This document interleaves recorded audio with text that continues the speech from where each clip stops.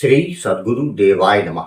भाइयों बहनों, भगवान के किसी भी दिव्य नाम का जाप साधारण क्रिया नहीं है, बल्कि आत्मा को परमात्मा से जोड़ने का एक अत्यंत पवित्र और शक्तिशाली माध्यम है। यह केवल शब्दों का उच्चारण नहीं, बल्कि हृदय की गहराइयों से निकली हुई पुकार है। जब कोई साधक नाम जप करता है, तो वह धीरे धीरे अपने भीतर की अशांति, भ्रम और दुख को त्याग कर शांति, प्रेम और आनंद की ओर बढ़ने लगता है। लेकिन इस नाम जप का वास्तविक चमत्कार एक महत्वपूर्ण शर्त पर आधारित है: आपका भाव और आपका विश्वास।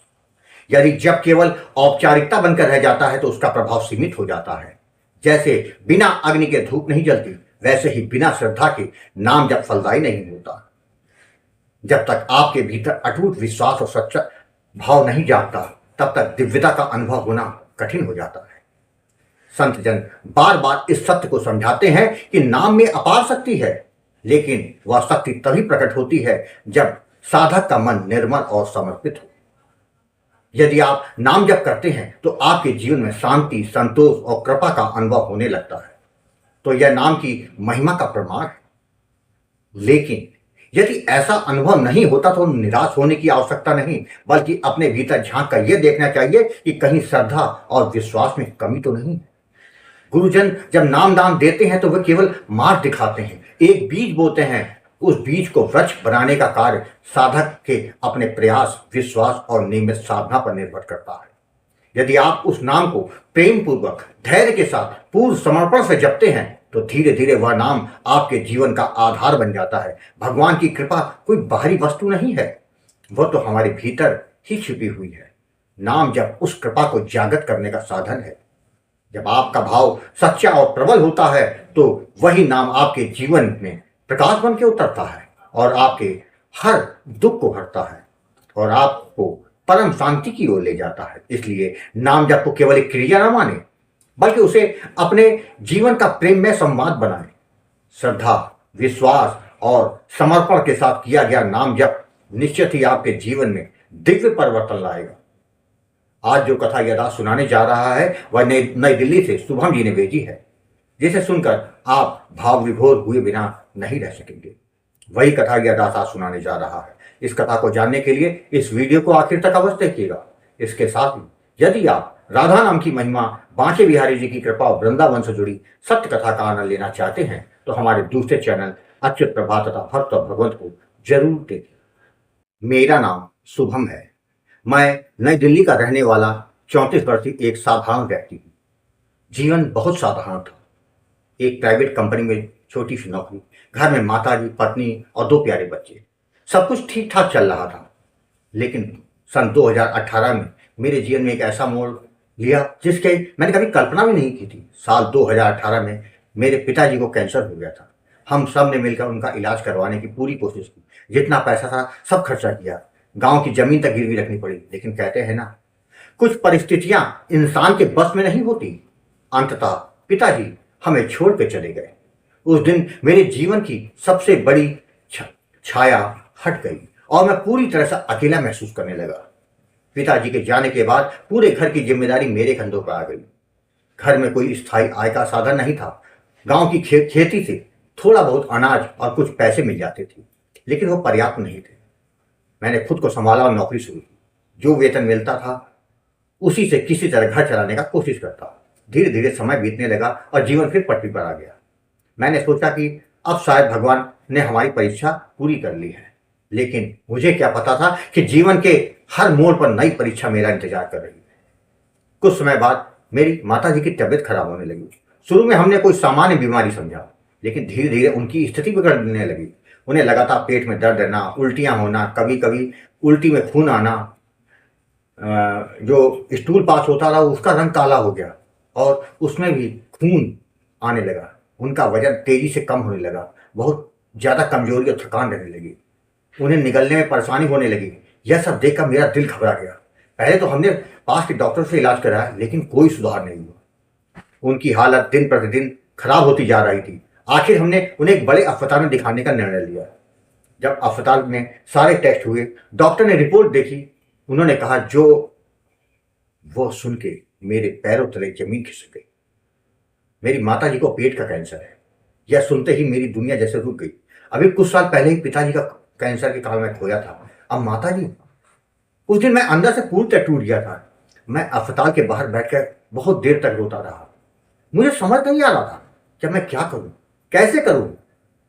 लेकिन उसी समय मेरे मन में एक दृढ़ निश्चय पैदा हुआ। मैं पिताजी को तो नहीं बचा पाया, लेकिन इस बार माता जी को कुछ नहीं होने दूंगा, चाहे उसके लिए मुझे खेती क्यों ना बेचनी पड़ जाए। मैं बचपन से ही हनुमान जी का भक्त रहा हूं। जब जीवन में कोई रास्ता नहीं दिखता तो मैं उन्हीं के चरणों में जाकर रोता था। इस बार भी मैंने वही किया। मैं रात रात जग कर हनुमान जी से प्रार्थना करता, प्रभु मुझे रास्ता दिखाओ, मैं क्या करूं। एक रात मुझे अद्भुत स्वप्न आया। मैंने देखा हनुमान जी शांत भाव से बैठे हैं और सीताराम का जाप कर रहे हैं। उनका चेहरा तेज से भरा हुआ था और वातावरण बहुत दिव्य था। मैं उस समय तो स्वप्न का अर्थ नहीं समझ पाया, लेकिन मेरे मन में एक अजीब सी शांति छा गई। 2 दिन बाद जैसे किसी अदृश्य शक्ति ने मुझे दिशा दी। मैं यूट्यूब पर एक वीडियो देखने लगा। वह वीडियो राम नाम के प्रताप का था। उस वीडियो ने मेरे अंदर एक नई आशा जगा दी। फिर मैंने गोकुल भवन अयोध्या चैनल के कई वीडियो देखे, जिनमें बताया गया था कि कैसे नाम जप से गंभीर बीमारी भी ठीक हो जाती है। मेरे मन में विश्वास जागा कि शायद यही वो मार्ग है जिसकी ओर हनुमान जी मुझे संकेत दे रहे थे। मैंने तुरंत गुरु जी आपसे संपर्क किया और अपनी पूरी कथा आपको बताई। गुरु जी, आपने बहुत धैर्य से मेरी बात सुनी और फिर आपने मुझे सीताराम नाम का महत्व समझाया। आपने बताया यह केवल एक नाम नहीं बल्कि स्वयं भगवान की शक्ति है, स्वयं भगवान है। आपने मुझे नाम जप की विधि और आवश्यक सावधानियों के बारे में समझाया। जब मुझे नामदान मिला तब मुझे अपने स्वप्न का अर्थ समझ में आया। हनुमान जी स्वयं मुझे यही मार्ग दिखा रहे थे। उस दिन से मैंने पूरे भाव और विश्वास के साथ सीताराम नाम का जप करना शुरू कर दिया। मैंने अपनी माता जी को भी गुरुजी आपसे नामदान दिलवाया। उनका इलाज तो चल ही रहा था, लेकिन अब वह भी नियमित रूप से नाम जप करने लगी। हम दोनों माँ बेटे दिन रात नाम जप करते। हर सांस के साथ सीताराम का जप हमारे जीवन का हिस्सा बन गया था।